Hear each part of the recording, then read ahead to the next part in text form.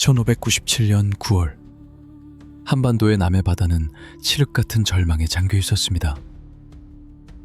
조선 수군은 사실상 괴멸했고 바다의 지배권은 완전히 적의 손으로 넘어간 상태였습니다. 모두가 포기하고 육지로 도망칠 때 단 13척의 초라한 판옥선만이 330척이 넘는 거대한 적의 함대를 마주하고 섰습니다. 수적 열세라는 말로는 표현조차 부족한, 상식적으로 계산해보면 생존 확률 0%, 승리 확률은 아예 존재하지 않는 불가능한 수치였습니다. 하지만 그날 울돌목의 거친 물살 아래에는 그 누구도 예상치 못한 반전의 시나리오가 흐르고 있었습니다. 이것은 단순한 기적이 아닙니다. 철저하게 계산된 전략과 죽음을 뛰어넘은 한 인간의 고독한 결단이 만들어낸 세계 해전사상 가장 위대한 승리의 서막입니다.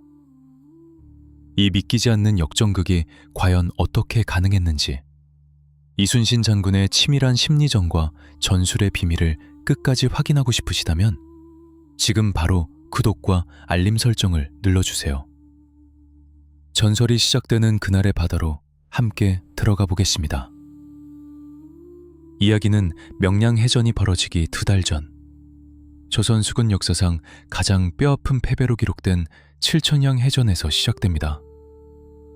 당시 조선 조정의 오판과 지휘부의 무능력은 거북선을 포함한 160여 척의 주력 함대를 허무하게 잃게 만들었습니다. 수년간 남해바다를 철통같이 지켜오던 조선의 자랑스러운 함대는 적의 기습과 전략적 실책이 겹치며 바다 아래로 영원히 가라앉고 말았습니다. 이 패배는 단순한 병력 손실이 아니었습니다. 제해권을 완전히 상실함으로써 적군이 서해를 돌아 한양으로 직공할 수 있는 고속도로를 열어준 셈이나 다름없었습니다. 조선 조정은 공황 상태에 빠졌습니다. 그리고 그 절망의 끝에서 백의 종군하며 권한을 모두 잃고 평범한 병사로 지내던 이순신을 다시 삼도 수군 통제사로 복귀시킵니다.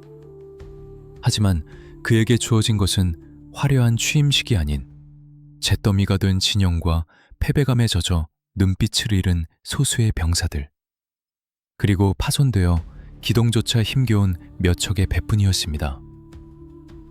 당시의 상황을 냉정하게 군사적 관점에서 분석해보면 조선 수군은 전투불능 상태였습니다. 보급은 끊겼고 병사들은 적의 깃발만 봐도 공포에 질려 도망치기 바빴습니다. 이를 지켜보던 선조 임금마저 현실적인 판단을 내립니다.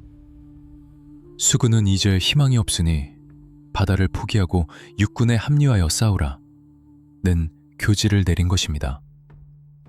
이는 사실상 수군 폐지 명령이었습니다. 국가 최고 통수권자가 보기에도 바다에서의 싸움은 자살행위나 다름없었기 때문입니다. 보통의 지휘관이라면 이 명령에 안도했을지도 모릅니다. 압도적인 적과 바다에서 싸우다 수장되는 것보다 육지에서 방어전을 펼치는 것이 그나마 생존 확률이 높아 보였기 때문입니다. 하지만 이순신 장군의 시각은 달랐습니다. 그는 한반도의 지정학적 특성을 누구보다 날카롭게 꿰뚫고 있었습니다. 일본군이 수륙병진, 수군과 육군이 함께 진격하는 전략을 통해 보급로를 확보하려 한다는 점을 간파한 그는 수군이 사라지는 순간 조선이라는 국가 자체가 지도에서 지워질 것임을 직감했습니다. 여기서 역사의 길이 남을 명장면이 탄생합니다. 이순신 장군은 조정의 수군 폐지 명령에 정면으로 맞서며 비장한 장계 올립니다. 지금 신에게는 아직 12척의 전선이 남아있어옵니다. 이 짧은 문장에는 엄청난 무게가 실려 있습니다. 그는 겨우 12척밖에 없습니다 라고 절망하지 않았습니다. 아직 12척이나 있다 라고 말하며 자신이 가진 전력을 긍정하고 활용하겠다는 불굴의 의지를 천명한 것입니다. 뒤이어 그는 덧붙입니다. 죽을 힘을 다해 막아 싸운다면 능히 대적할 수 있습니다. 비록 전선의 수는 적으나 신이 죽지 않는 한 적은 감히 우리를 업신여기지 못할 것입니다. 이은 단순한 허세나 객기가 아니었습니다. 이순신은 이미 적의 심리 상태와 다가올 전장의 지형을 머릿속에 그리고 있었습니다. 적들은 7천령에서의 대승으로 인해 자만심이 극에 달해 있었습니다. 그들은 조선 수군을 이미 죽은 존재로 취급하며 체계적인 대응보다는 속도 경쟁을 하듯 무질서하게 서해로 진입하려 할 것이 뻔했습니다. 이순신은 바로 이 오만함을 적의 가장 큰 약점으로 지목했습니다. 장군은 즉시 흩어진 병사들을 수습하기 시작했습니다. 하지만 현실은 냉혹했습니다. 나중에 한 척이 추가되어 총 13척의 판옥선을 확보했지만 병사들의 사기는 바닥을 치고 있었습니다. 그들은 장군의 명성보다는 눈앞의 공포를 더 크게 느꼈습니다. 밤마다 탈영병이 속출했고 장교들조차 이것은 개죽음이다 라며 동요했습니다. 이순신 장군은 억지로 병사들의 사기를 높이려 하지 않았습니다. 대신 그는 철저하게 냉정한 태도를 유지했습니다. 그는 공포에 질린 병사들에게 따뜻한 위로를 건네는 대신 엄격한 군율로 다스리며 조직의 기강을 바로 세웠습니다. 동시에 그는 승산이 있는 전장을 찾아 이동을 시작합니다. 넓은 바다에서는 승산이 없음을 알기에 13척의 배로 300척을 감당할 수 있는 유일한 곳, 지형 자체가 무기가 되는 곳을 찾아 나선 것입니다.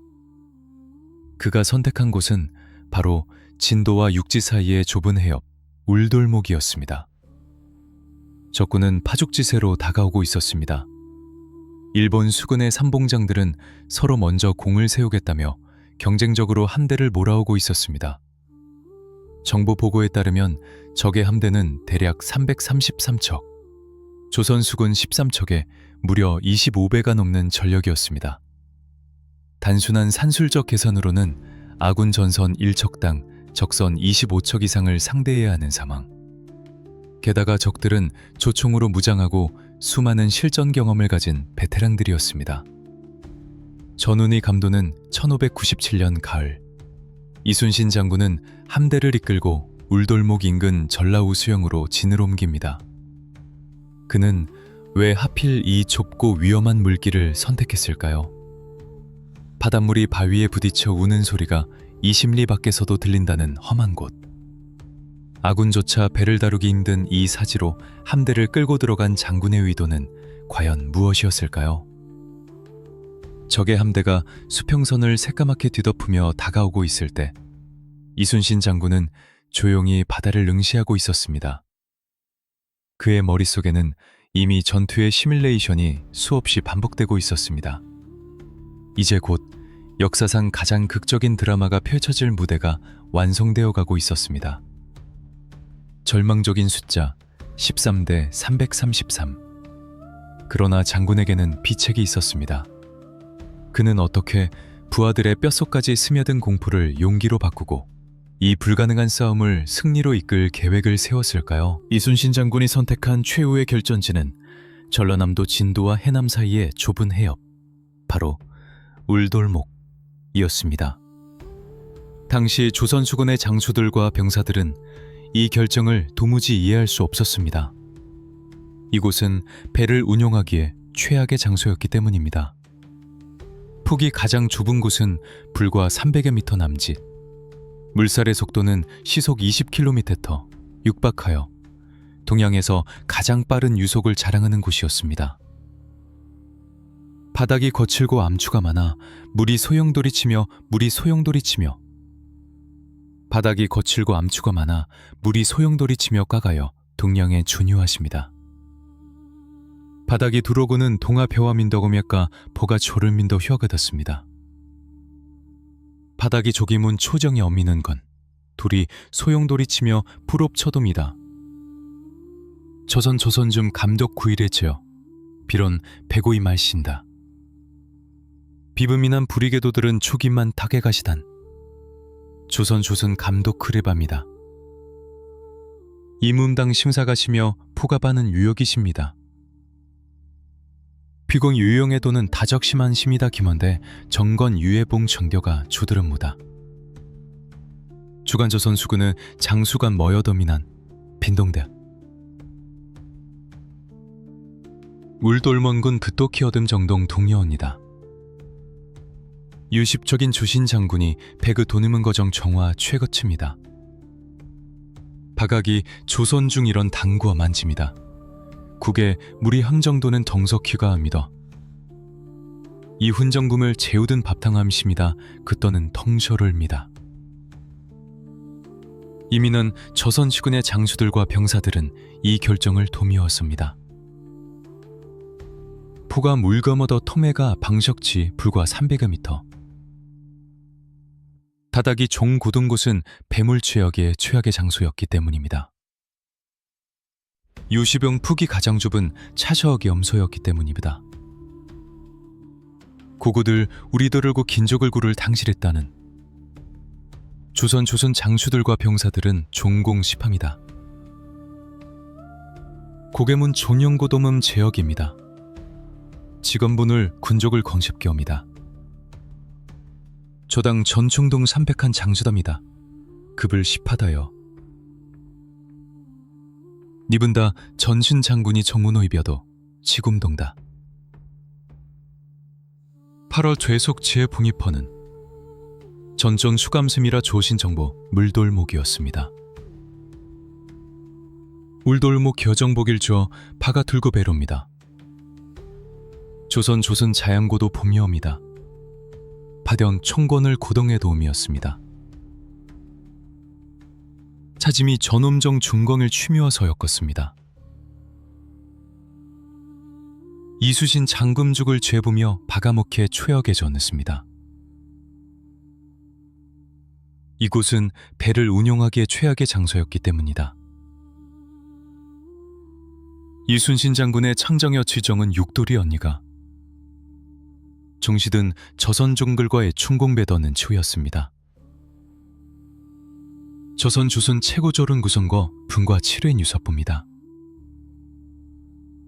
엿더는 봉영 유영입니다. 주감은 청시가 잔저검디다. 정은 모든 총요원이다. 이 벨은 가이를 비다. 배를 구동미다.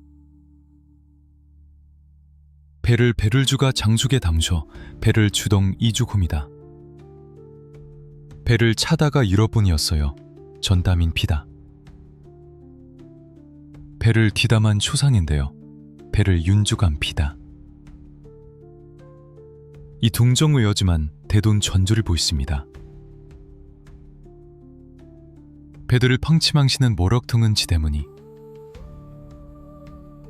정시 조선 좀 이런 봉임어성 촘입니다. 조선 자정춤 이런 청처분이 엄미느다. 조선 임상 백을 검족적기에 체갑힙니다. 백옷들로가 성푼과 윤복비보지다. 가간 시민합니다. 김정 저서고식겠다면 정제답니다. 여 부감는 탄초고 체란 등그로는 조선 정정동의 보봄은 통검은 부르관 탄저가 첨정밤이다. 조선 덩중돔의 부검은 긍정도는 기뱀은 추시들은 체비엄은 이제 공정동은 초시덤이다. 조선 도구벼엄이다. 그가 공정돌의 속도는 시속 20km 육박하여 조선 정신정 정종 무치가의 지로 열흘만 보금은 역섭질 억정 조금이다 봐요. 이 주가는 그게 이종은 텅시젓도 초안이 쉽습니다. 당시 조선 수군의 장수들과 병사들은 이 결정을 도무지할 수 없었습니다. 이곳은 최걸지를 용하기에 최악의 장소였기 때문입니다. 이순신 장군이 선택한 최후의 결전전은 전라남도 거칠고 암초가 많아 물이 소용돌이 치며 솟구쳐 오르는 소리가 마치 거대한 짐승이 우는 것처럼 들린다 하여 울명자에 들보량자를 써서 명량이라 불렀습니다. 이곳은 상식적인 전장이 아니었습니다. 좁고 거친 물길은 아군과 적군을 가리지 않고 모든 배를 집어삼킬 듯이 포효하고 있었습니다. 병사들은 수군 통제사가 자신들을 사지로 몰아넣었다고 생각하며 공포에 떨었습니다. 하지만 이순신 장군의 눈에는 그 거친 물살이 다르게 보였습니다. 그는 단순히 숨을 곳을 찾은 것이 아니라 303척척이라는 거대한 적의 숫자를 무력화시킬 수 있는 유일한 기하학적 포인트를 찾아낸 것입니다. 전략적 관점에서 분석해보자면 넓은 바다에서 3석척 대 303척척의 싸움은 적에게 포위선멸이라는 가장 쉬운 승리 공식을 제공하는 꼴이 됩니다. 사방에서 둘러싸이면 제 아무리 뛰어난 장수라도 버틸 재간이 없습니다. 그러나 울돌목처럼 극도로 좁은 길목이라면 이야기는 달라집니다. 병법에서는 이를 지형에 의한 강제적 병력 분산이라고 볼 수 있습니다. 아무리 적의 배가 수백 척이라 해도 이 좁은 깔때기 같은 입구에는 한 번에 들어올 수 있는 배의 숫자가 제한됩니다. 즉, 조선 수군은 300척을 동시에 상대하는 것이 아니라 좁은 통로를 비집고 들어오는 선두의 5척 혹은 10척만 상대하면 되는 구도가 형성되는 것입니다. 이순신 장군은 이 공간적인 이점을 활용해 전력의 비대칭성을 상쇄하려 했습니다. 또한 이순신 장군은 시간을 무기로 삼았습니다. 울돌목의 조류는 하루에 4번 바뀝니다.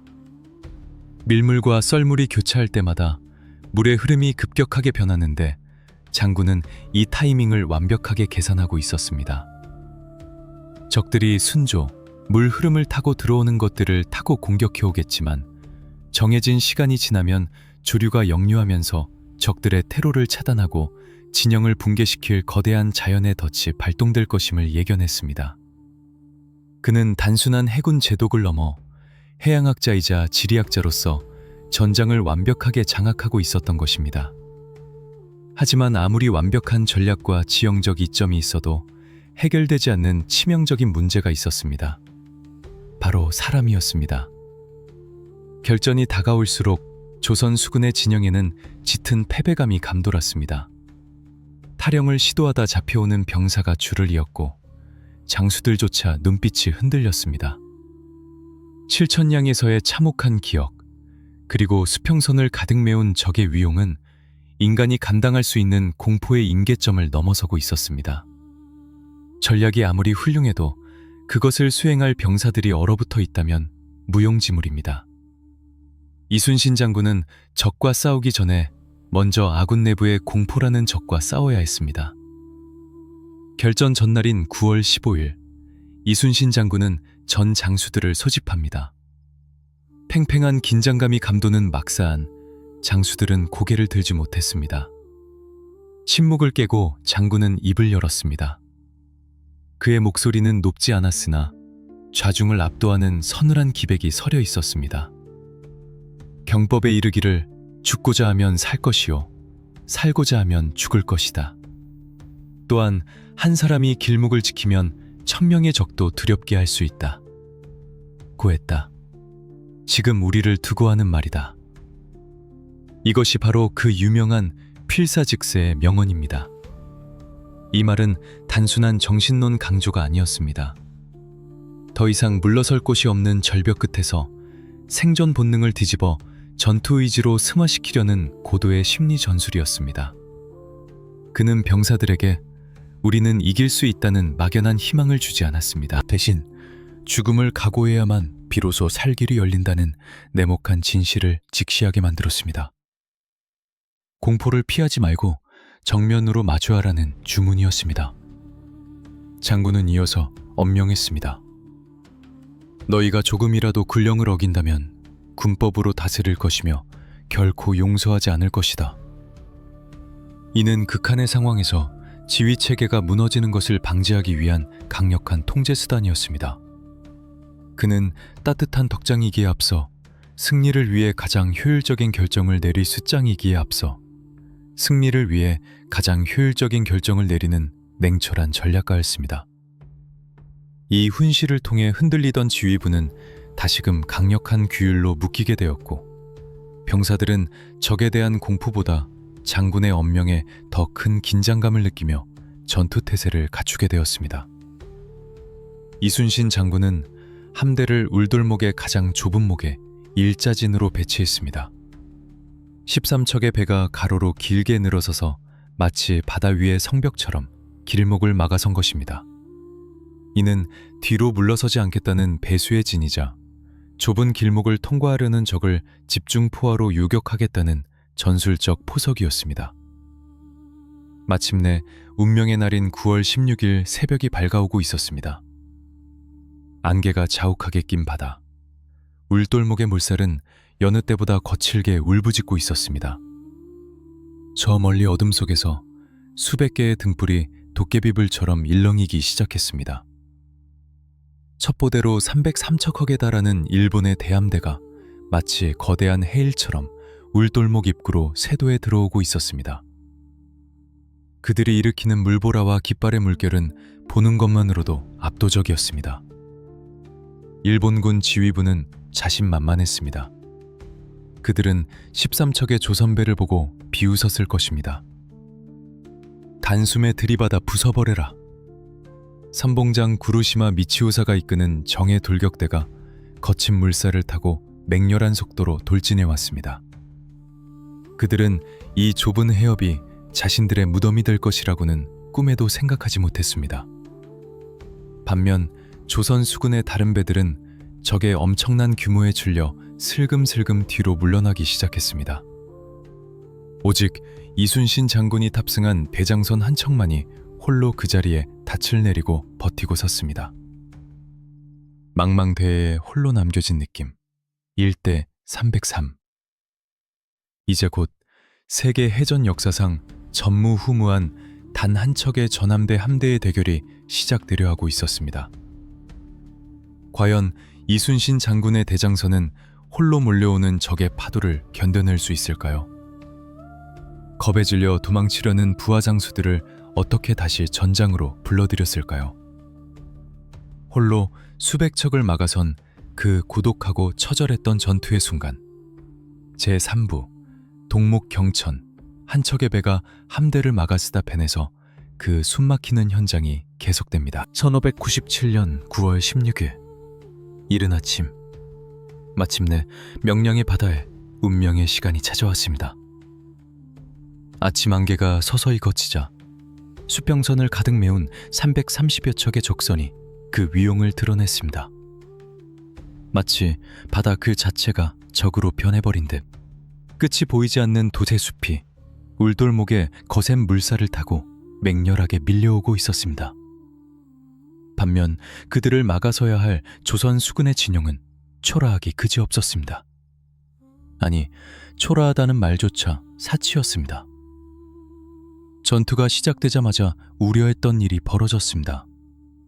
적의 압도적인 규모에 공포를 이기지 못한 조선의 장수들이 슬금슬금 배를 뒤로 돌리기 시작한 것입니다. 경상 우수사 배설은 이미 도망친 뒤였고 거제 현령 안희와 중군장 김응암 같은 장수들마저 대장선에서 밀마장 이상 뒤로 물러나 관망하고 있었습니다. 그들은 생각했을 것입니다. 저 거대한 파도에 맞서는 것은 자살행위다. 대장선이 무너지는 것을 보고 도망쳐도 늦지 않다. 결국 울돌목의 가장 좁은 목에는 이순신 장군이 탄 대장선 단 한 척만이 남겨졌습니다. 이것은 전투가 아니었습니다. 333대 1. 이것은 신화 속에나 나올 법한 인간의 한계를 시험하는 잔혹한 처형배와도 같았습니다. 밀물이 가장 거세지는 시각, 일본 수군의 선봉장 구루시마 미치우사가 이끄는 130참척의 정예 함대가 물살을 타고 쏜살같이 대장선을 향해 쇄도했습니다. 적들은 조선 대장선을 단숨에 에워싸고 그들의 장기인 등선 6박전, 배에 달라붙어 백병전을 벌이는 전술을 펼치려 했습니다. 수십 겹으로 포위된 대장선은 마치 성남 파도 속에 떠있는 이력편주처럼 위태로워 보였습니다. 배 안의 격군들과 사수들은 공포에 질려 얼굴이 사색이 되었습니다. 이때 갑판 위에 우뚝 선 이순신 장군의 목소리가 포성을 뚫고 울려 퍼졌습니다. 적선이 비록 많다 해도 감히 우리 배를 침범하지는 못할 것이다. 조금도 마음을 동요하지 말고 힘을 다해 적을 쏘아라. 장군의 이 외침은 단순한 동료가 아닌 냉철한 전술적 판단에 근거한 것이었습니다. 이순신 장군이 믿는 구석은 두 가지, 바로 판옥선의 견고함과 울돌목의 지형이었습니다. 조선의 주력 전함인 판옥선은 일본의 세키 분해에 비해 선체가 높고 두꺼운 소나무로 만들어져 내구성이 월등했습니다. 게다가 울돌목의 물살은 너무나 빠르고 거칠어서 가볍고 날렵한 일본 배들은 중심을 잡기조차 힘들었습니다. 반면 평저선, 구조인 판옥선은 제자리에서 회전하며 포를 쏘기에 유리했습니다. 발포하라! 장군의 명령과 함께 대장선의 모든 화포가 불을 뿜었습니다. 지자총통, 현자총통이 굉음을 내며 장렬했고 수백 발의 조란탄, 빗발치듯 적선을 향해 쏟아졌습니다. 좁은 물길에 빽빽하게 몰려오던 일본 배들은 피할 곳이 없었습니다. 선두의 배가 포탄에 맞아 깨지고 멈칫하는 순간 뒤따르던 배들이 거센 물살에 떠밀려 앞배와 충돌했습니다. 울돌목은 순식간에 아수라장으로 변했습니다. 이순신 장군의 전략은 적중했습니다. 좁은 길목 때문에 적은 한 번에 많은 배가 공격할 수 없었고 대장선은 다가오는 적을 하나씩 순차적으로 격파하는 병목 현상을 최대한 활용했습니다. 일본군은 대장선 하나를 잡기 위해 개미떼처럼 달려들었지만 사정거리가 긴 조선의 화포와 강력한 화살 공격에 막혀 접근조차 쉽지 않았습니다. 접근에 성공한다 해도 높은 판옥선의 가판 위로 기어오르다 긴 창과 돌덩이에 맞아 떨어지기 일쑤였습니다. 1시간, 2시간. 시간이 흐를수록 기적 같은 일이 벌어지고 있었습니다. 단 한 척의 배가 수십 척의 적선을 상대로 물러서지 않고 버티고 있었던 것입니다. 일본군 지휘부는 당황하기 시작했습니다. 도대체 저 배는 무엇인가? 왜 침몰하지 않는가? 그들이 보기에 저 대장선은 마치 바다에서 솟아난 요새 혹은 불사신과도 같았습니다. 하지만 상황은 여전히 절망적이었습니다. 아무리 분전한다 해도 대장선 혼자서 무한정 버틸 수는 없었습니다. 화약과 화살은 점점 바닥을 드러내고 있었고 쉴 새 없이 노려졌고 포를 쏘는 병사들의 체력은 한계에 다다르고 있었습니다. 무엇보다 적들은 파괴된 선두함선을 밀어내고 계속해서 새로운 배를 투입하고 있었습니다. 마치 끝없이 재생되는 악몽처럼 말입니다. 이순신 장군은 배 뒤쪽을 흘낏 돌아보았습니다. 저 멀리 안전한 곳에 숨어서 이 광병을 지켜보고 있는 부하 장수들의 배가 보였습니다. 그들은 대장선이 침몰하면 즉시 도망칠 준비를 하고 있었습니다. 장군의 눈에 서늘한 분노가 스쳤습니다. 이대로라면 대장선은 결국 포위되어 힘을 다하고 말 것입니다. 그리고 대장선이 무너지는 순간 조선의 바다는 영원히 끝장이었습니다. 판을 뒤집을 무언가가 필요했습니다. 아니, 저 겁쟁이들을 전장으로 끌어들여야만 했습니다. 포탄이 빗발치고 적의 함성이 귀를 찢는 혼전의 한복판. 이순신 장군은 결단을 내립니다. 그는 초요기 장수들을 부르는 깃발을 높이 올리라고 명령했습니다. 중군장 김응암과 거제 현령 안희를 불러라. 당장 이리로 오지 않으면 군법으로 목을 베겠다. 죽음의 공포 앞에서도 흔들리지 않던 이순신 장군이 처음으로 격정적인 분노를 표출하는 순간이었습니다. 깃발이 팔럭이자 멀리서 망설이던 안희와 김응암의 배가 머뭇거리며 움직이기 시작했습니다. 과연 공포에 질린 그들이 장군의 명령을 따를까요? 아니면 대장선이 포위된 틈을 타 도망칠까요? 이제 전투는 단순한 화력전을 넘어 인간의 심리와 리더십이 충돌하는 극한의 드라마로 치닫게 됩니다. 단 한 척으로 거대 함대를 막아낸 이순신 장군의 고독한 사투로 그 숨막히는 긴장감을 느끼셨다면 이 위대한 역사가 널리 퍼질 수 있도록 구독과 공유 부탁드립니다. 포연이 자욱하게 깔린 울 돌목의 바다 위, 이순신 장군의 대장선은 고립무원의 상태에서 한계에 다다르고 있었습니다. 아무리 천하의 명장이라 해도 혼자서 끊임없이 밀려드는 수백 척의 적을 영원히 막아낼 수는 없는 노릇이었습니다. 화약 냄새가 진동하고 빗발치는 적탄에 돛이 찢겨나가는 아비규환의 현장. 격군들의 팔은 감각을 잃을 정도로 무거워졌고 사수들의 눈은 화약 연기에 따가워 제대로 뜨그지조차 힘들었습니다. 바로 그때 이순신 장군은 전장의 흐름을 바꿀, 아니 부하들의 죽어있는 영혼을 깨울 극약 처방을 내립니다. 장군은 대장선의 가장 높은 곳에 올라 초요기를 개항하라고 명합니다. 초요기는 멀리 있는 장수들을 대장선으로 호출하는 깃발입니다. 적의 포위망 한가운데서 펄럭이는 이 깃발은 뒤에서 떨고 있는 부하들에게 보내는 마지막 경고이자 초대장이었습니다. 와서 함께 싸우다 죽던지 아니면 군법에 의해 비참하게 죽던지 선택하라는 서슬퍼런 메시지였던 것입니다. 가장 먼저 반응한 것은 거제 현령 안위의 배였습니다. 안위 역시 두려움에 사로잡혀 있었으나 대장선이 홀로 버티는 초인적인 모습과 초요기의 다급한 신호를 보고 더 이상 물러설 수 없음을 직감했습니다. 안위의 배가 조류를 거슬러 대장선 근처로 다가오자 이순신 장군은 뱃머리에 우뚝 서서 천둥 같은 목소리로 호통쳤습니다. 안위야, 네가 군법에 죽고 싶으냐? 도망간다고 어디 가서 살 수 있을 것 같으냐? 전장을 압도하는 이 외침은 안위의 뇌리에 박혀있던 공포의 종류를 바꾸어 놓았습니다. 적의 칼날에 대한 막연한 공포가 엄격한 군율과 불명예에 대한 구체적인 공포로 대체된 것입니다. 동시에 도망쳐도 살 곳은 없다는 냉혹한 현실 자각은 역설적으로 싸워야만 산다는 필사의 의지를 불러일으켰습니다. 안위는 황급히 배를 돌려 적진 속으로 돌격해 들어갔습니다. 뒤이어 중군장 김응함의 배가 다가왔습니다. 장군은 그에게도 서리빨 같은 질책을 쏟아부었습니다. 너는 중군장이 되어서 대장을 구원하지 않고 어디로 피하려느냐?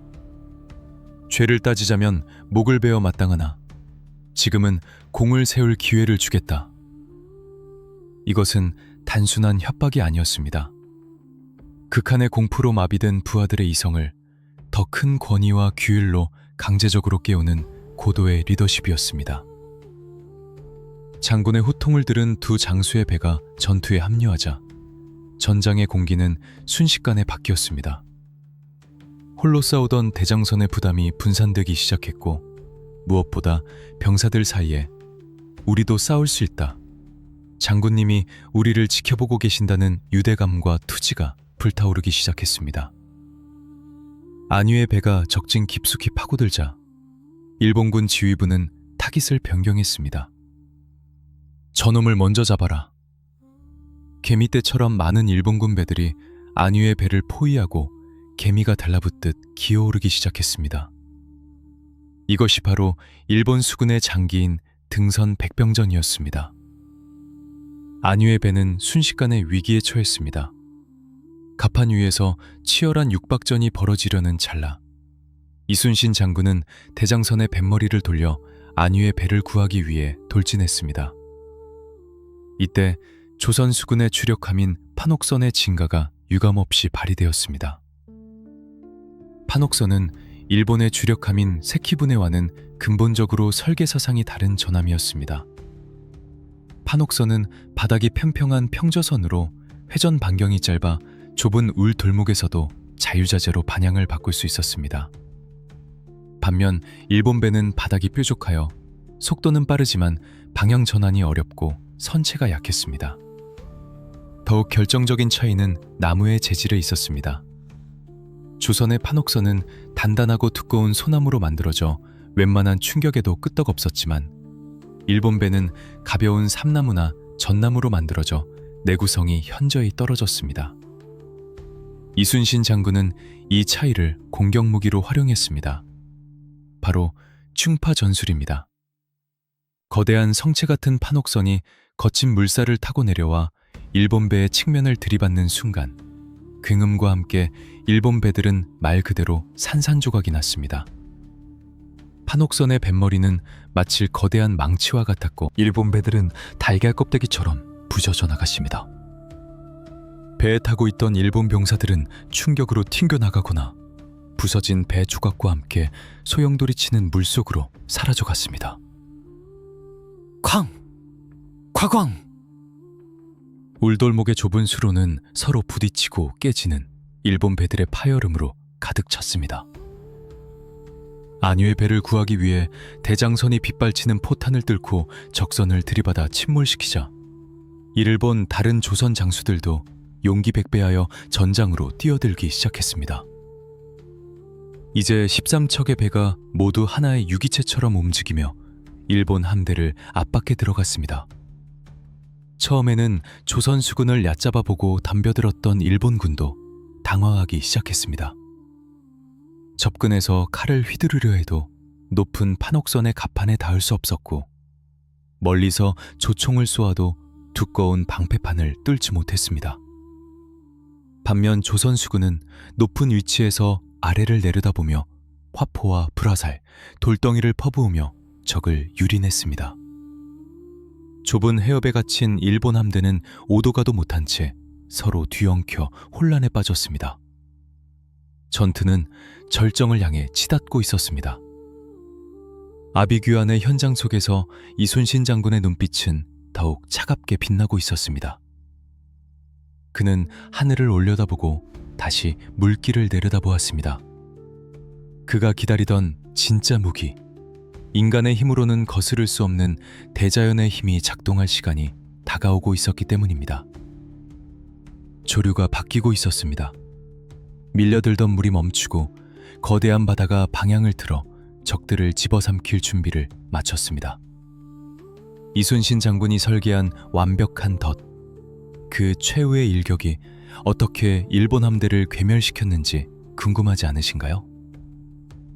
자연마저 아군으로 만든 천재적인 전략의 클라이맥스가 다음 편에 이어집니다. 1597년 9월 16일 정오 무렵 울돌목의 바다는 기이한 정적에 휩싸였습니다.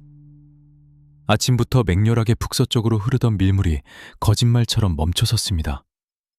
바로 정조 시간, 즉 밀물과 썰물이 교차하며 물살이 잠시 숨을 고르는 순간이었습니다. 팽팽하던 전장의 긴장감이 최고조에 달한 바로 그때 이순신 장군은 본능적으로 감지했습니다. 때가 되었다. 이제 바다가 우리를 도울 것이다. 이순신 장군이 기다려온 약속된 시간이 찾아온 것입니다. 잠시 멈췄던 물길은 이내 방향을 틀어 남동쪽으로, 즉 적의 함대 쪽으로 무섭게 쏟아져 내리기 시작했습니다. 이것은 단순한 조류의 변화가 아니었습니다. 좁은 깔때기 모양의 지형을 통과하며 압축된 물살은 마치 댐이 무너진 듯한 폭발적인 에너지로 일본 함대를 덮쳤습니다. 지금까지 조선 수군을 향해 공격적으로 밀고 들어오던 일본의 배들은 갑자기 뒤에서 잡아당기는 듯한 거대한 힘에 직면했습니다. 순조를 타고 의기양양하게 진입했던 배들이 이제는 거꾸로 흐르는 역류에 갇혀 오도 가도 못하는 신세가 된 것입니다. 이 순간 이순신 장군은 전 함대에 총공격 명령을 내립니다.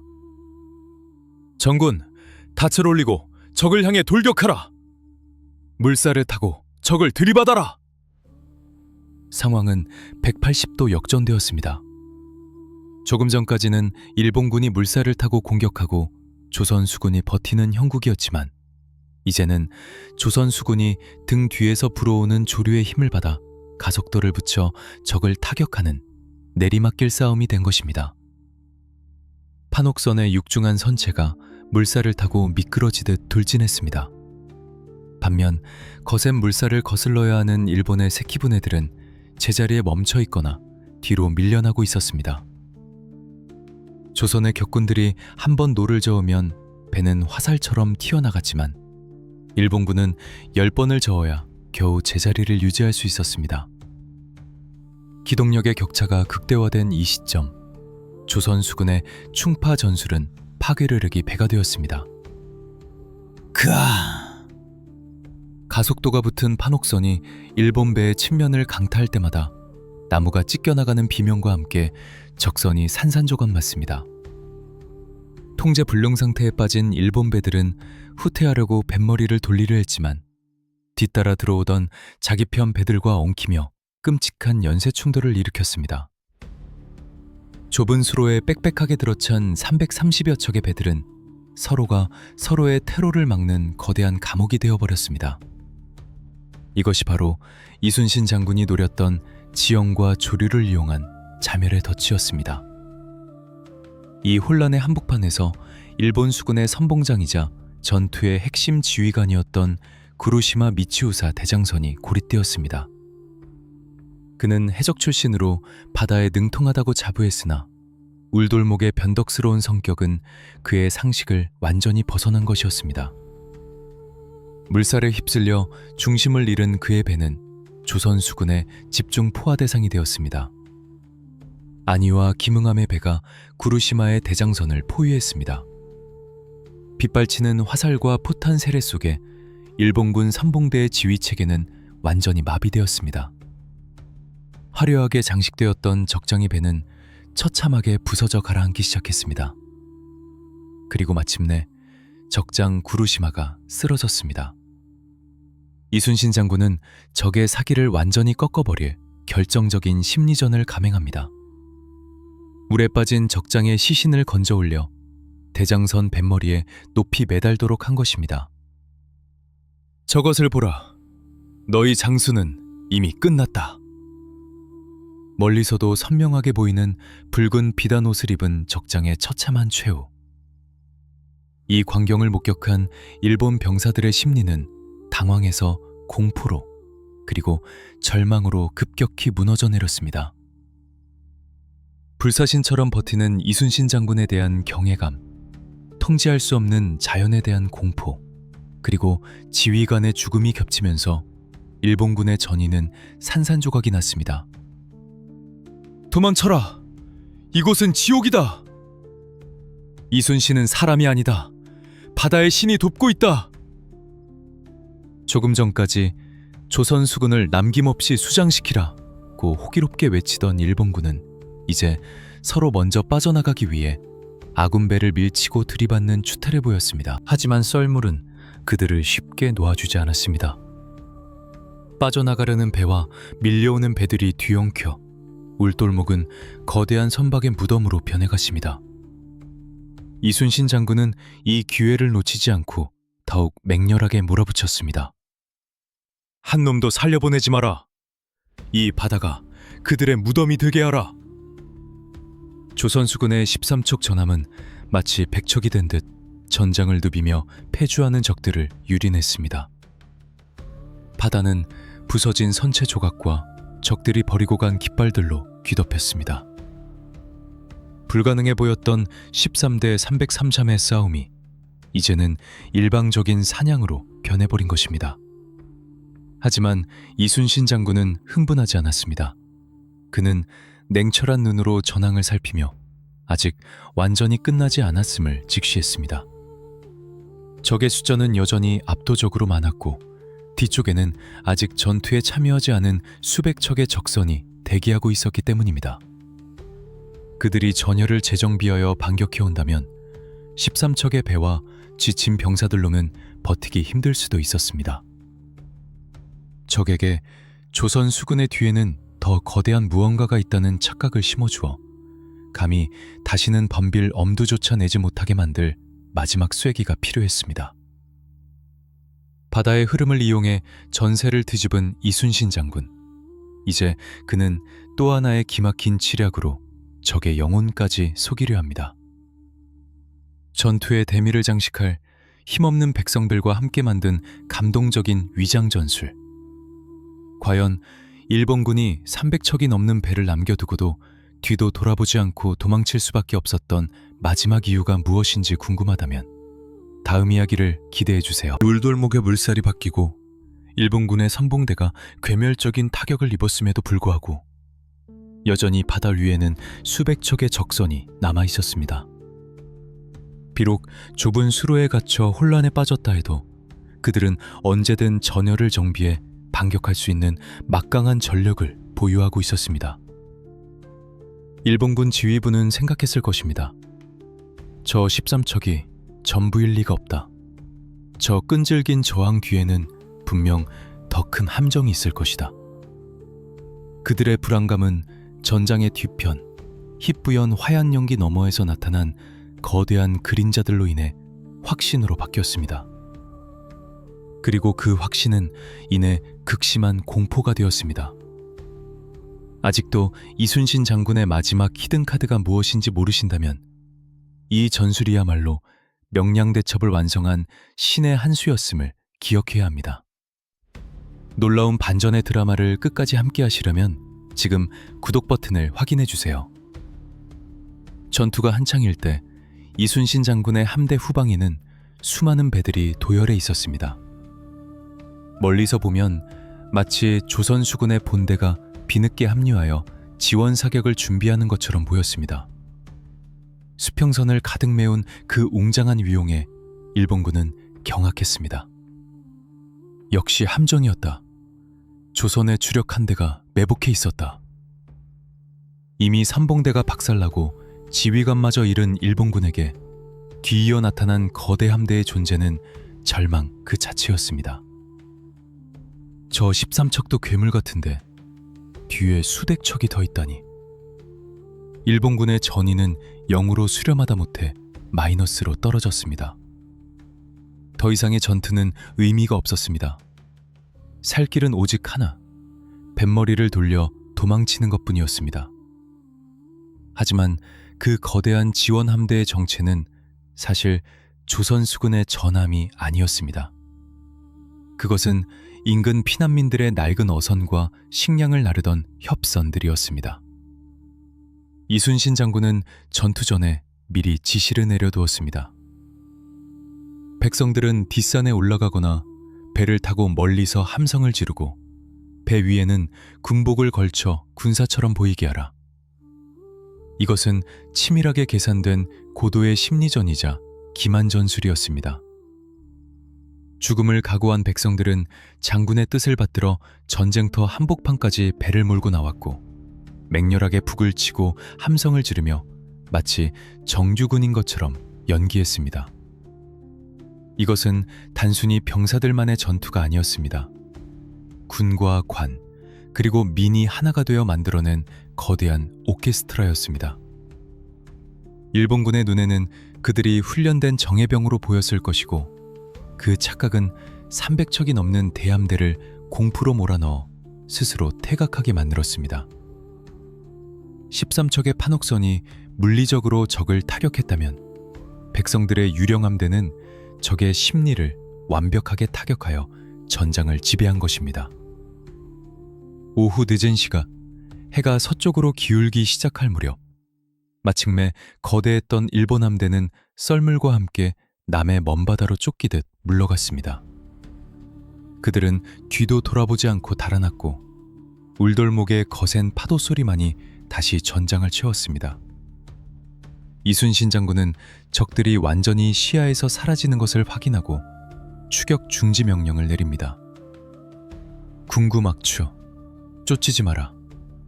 우리에게는 이 바다를 지키는 것이 더 중요하다.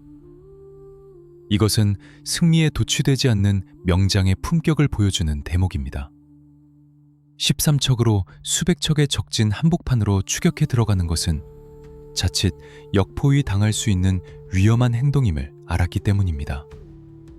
그는 완벽한 승리를 위해 마지막 순간까지 냉정함을 잃지 않았습니다. 전투가 끝나고 바다가 고요해진 뒤 확인된 정과는 전 세계 해전사에 유례가 없는 기적적인 수치였습니다.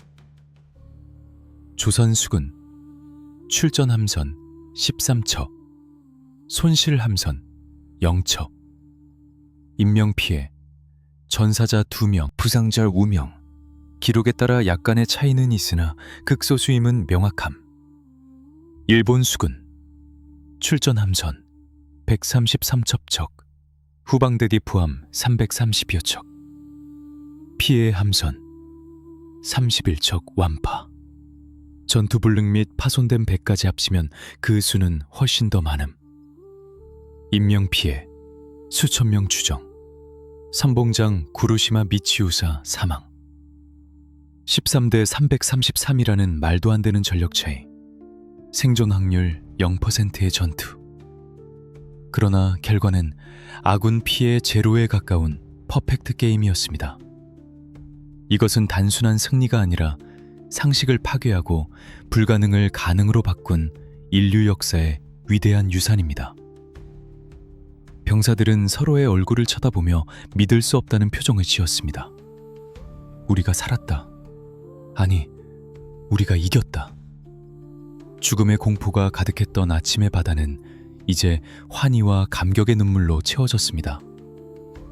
백성들은 어선 위에서 춤을 추었고 병사들은 무기를 내려놓고 서로를 부둥켜 안았습니다. 이순신 장군은 난중일기에 그날의 승리를 담담하게 그러나 묵직하게 이렇게 기록했습니다. 이건 실로 천행이었다. 약을 자랑하기보다 하늘의 도움과 병사들의 분투, 그리고 백성들의 희생에 공을 돌렸습니다. 하지만 후세의 우리는 알고 있습니다. 그 천행조차도 철저한 준비와 불굴의 의지가 있었기에 불러올 수 있었던 필연적인 결과였음을 말입니다. 명량해전은 단순히 적을 물리친 전투가 아니었습니다. 바람 앞에 등불 같았던 조선이라는 나라의 운명을 다시 살려낸 심폐소생술이었습니다. 이 전투로 인해 일본군의 서해 진출은 완전히 좌절되었고 정유재란의 흐름은 급격하게 바뀌게 됩니다. 하지만 영웅의 이야기는 여기서 끝이 아닙니다. 가장 극적인 승리를 거두었지만 1년 뒤 그는 자신의 목숨과 바꿀 마지막 전투를 준비해야 했습니다. 명량의 기적을 넘어 노량의 별이 되기까지 이순신 장군이 우리에게 남긴 마지막 메시지는 과연 무엇이었을까요? 물돌목에 거친 물살이 다시 평온을 되찾았을 때 그곳에는 승리의 함성보다 더 깊고 무거운 침묵이 흘렀습니다. 13척 대 333척. 세계 전쟁사 어떤 페이지를 뒤져보아도 찾을 수 없는, 이론적으로는 성립조차 불가능한 이 전투의 승리는 단순한 이변이 아니었습니다. 그것은 한 인간의 고독한 결단이 국가의 운명을 어떻게 바꿀 수 있는지를 보여준 가장 극적인 증거이자 절망에 빠진 모든 이들에게 보내는 영원한 희망의 메시지였습니다. 오늘 우리는 이 위대한 승리의 마지막 페이지를 함께 덮으며 명량대첩이 남긴 진짜 의미와 그 속에 숨겨진 승리의 방정식을 분석해보려 합니다. 가슴 벅찬 역사의 마무리를 위해 마지막까지 집중해 주십시오. 아직 구독하지 않으셨다면 지금 바로 구독 버튼을 눌러 이 자랑스러운 역사를 기억하는 여정에 동참해 주시길 부탁드립니다. 명량해전의 승리는 철저하게 세 가지 요소가 완벽하게 맞물려 돌아간 결과였습니다. 바로 지형, 심리, 그리고 리더십입니다. 첫째, 이순신 장군은 지형을 아군으로 만들었습니다. 울돌목은 일본군에게는 그저 통과해야 할 험한 물길이었지만 이순신 장군에게는 제14번째 전함이나 다름없었습니다. 그는 좁은 수로를 이용해 적의 압도적인 수적 우위를 0으로 만들었습니다. 아무리 적이 많아도 한 번에 덤빌 수 없는 병목 현장을 유도함으로써 다대1의 싸움을 1대2 싸움 수백 번으로 쪼개버린 것입니다. 또한 조류의 변화를 정확히 예측하여 자연의 힘으로 적을 타격했습니다. 이는 현대 군사 전략에서도 강조하는 전장 형성의 교과서적인 사례입니다. 싸우기 유리한 곳으로 적을 끌어들이고 자연 환경마저 무기로 활용하는 그의 전술적 식견은 시대를 수백 년 앞서간 것이었습니다. 둘째, 그는 패배의식에 젖은 심리를 완벽하게 개조했습니다. 당시 조선 수군은 이미 패배한 군대나 다름없었습니다. 7천량의 악몽, 조정의 포기, 압도적인 적의 규모 등 모든 조건이 패배를 가리키고 있었습니다. 하지만 장군은 신에게는 아직 12척의 배가 있다 라는 말로 상황을 재정의했습니다. 겨우 12척이라는 결핍의 언어를 아직 12척이나 라는 가능성의 언어로 바꾼 순간 병사들의 마음속에 숨어있던 아주 작은 희망의 불씨가 살아났습니다. 그리고 살고자 하면 죽고 죽고자 하면 산다는 필사즉생의 정신으로 그 불씨를 거대한 화염으로 키워냈습니다.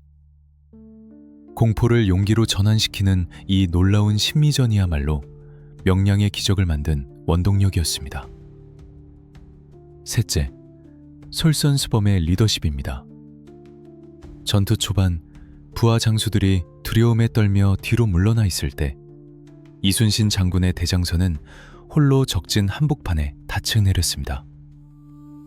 지휘관이 가장 위험한 곳에서 물러서지 않고 버티는 모습, 빗발치는 포탄 속에서도 태연하게 지휘하는 그 모습 자체가 병사들에게는 그 어떤 백만 대군보다 든든한 지원군이었습니다. 나를 따르라 라고 말로만 외치는 것이 아니라 내가 여기에 있다를 몸소 보여줌으로써 부하들의 양심과 용기를 일깨운 것입니다. 만약 그가 안전한 후방에서 지시만 내렸다면 조선 수군은 적과 마주치기도 전에 흩어졌을 것입니다. 명량 배첩의 역사적 의의는 단순히 일본 수군을 물리쳤다는 것에 그치지 않습니다. 이 전투는 정유재란 전체의 흐름, 나아가 동북아시아의 정세를 뒤흔든 결정적인 터닝 포인트였습니다. 당시 일본군의 전략은 수륙 병진이었습니다. 육군이 북상하여 한양을 공격하는 동안 수군이 서해를 돌아 한강으로 진입하여 군수물자와 병력을 보급한다는 계획이었습니다. 만약 명량에서 조선 수군이 뚫렸다면 일본 수군은 서해를 통해 한양까지 직행했을 것이고 보급로가 뚫린 일본 육군은 파죽지세로 조선 조정을 압박했을 것입니다. 명나라의 지원군이 도착하기도 전에 조선은 멸망했을지도 모릅니다. 하지만 이순신 장군은 단 13척의 배로 이 거대한 전략적 구상을 완전히 산산조각냈습니다. 보급로가 차단된 일본 육군은 진격을 멈출 수밖에 없었고 결국 전세는 교착 상태에 빠지게 되었습니다. 즉, 명량해전은 조선이라는 나라의 수명을 연장시키고 반격의 발판을 마련한 구국의 승리였습니다. 또한 이 승리는 언더독의 전설이 되었습니다. 가진 것이 없고 상황은 최악이며 모두가 안 된다고 말할 때 결코 포기하지 않는 불굴의 의지가 어떤 결과를 만들어낼 수 있는지를 보여주었습니다. 이는 오늘날을 살아가는 우리에게도 시사하는 바가 큽니다. 우리 역시 인생에서 도저히 이길 수 없을 것 같은 거대한 시련, 나만의 명량을 마주할 때가 있습니다. 그때마다 이순신 장군이 보여준 12척의 용기를 기억해야 합니다. 상황 탓, 환경 탓을 하며 주저앉기보다 나에게 남은 것이 무엇인지를 직시하고 죽을 힘을 다해 부딪힌다면 반드시 흐름을 바꿀 수 있다는 사실을 말입니다.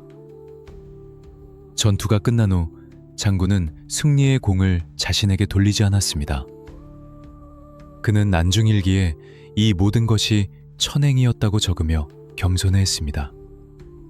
하지만 우리는 알고 있습니다. 그 천행은 치열한 준비와 목숨을 건 사투 끝에 찾아온 필연이었음을 말입니다. 그리고 그 승리의 뒤편에는 이름 없이 죽어간 격군들, 두려움을 무릅쓰고 어선을 끌고 나와 의병을 자처했던 진도와 해남의 백성들이 있었습니다. 명량의 바다는 이순신이라는 영웅과 그를 믿고 따랐던 민초들이 함께 만들어낸 기적의 현장이었습니다. 이제 1597년 9월 16일의 해가 저물고 있습니다. 울돌목의 바다는 다시 잠잠해졌고 조선은 멸망의 위기에서 벗어났습니다. 하지만 영웅의 어깨는 여전히 무거웠습니다. 전쟁은 아직 끝나지 않았기 때문입니다. 적들은 물러갔지만 그들은 더 큰 복수심을 품고 다시 돌아올 것입니다.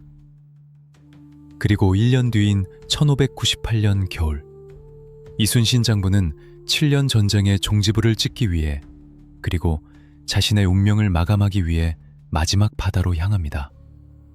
그곳은 바로 노량입니다. 나의 죽음을 적에게 알리지 마라. 마지막 순간까지 오직 나라와 백성만을 생각했던 성우미의 최후.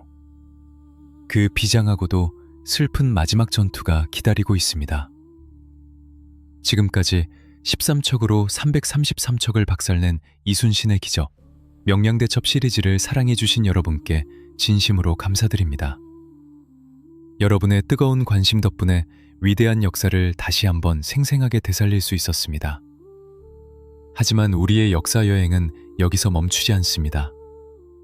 다음 시리즈에서는 이순신 장군의 마지막 전투, 노량해전의 최후편으로 찾아오겠습니다. 명량대첩 이야기를 들으며 여러분의 가슴을 가장 뜨겁게 했던 장면은 무엇인가요? 신에게는 아직 12척의 배가 있습니다. 라는 장군의 결기인가요? 아니면 두려움을 뚫고 적진으로 돌진했던 안유의 용기인가요? 여러분의 감상을 댓글로 남겨주시면 큰 힘이 됩니다. 이 위대한 역사가 잊혀지지 않도록, 그리고 다음 이야기인 노량해전을 놓치지 않도록 지금 바로 구독과 알림 설정, 그리고 좋아요를 부탁드립니다. 역사를 잊은 민족에게 미래는 없습니다. 저는 다음 영상 더 벅찬 감동으로 다시 돌아오겠습니다. 충성!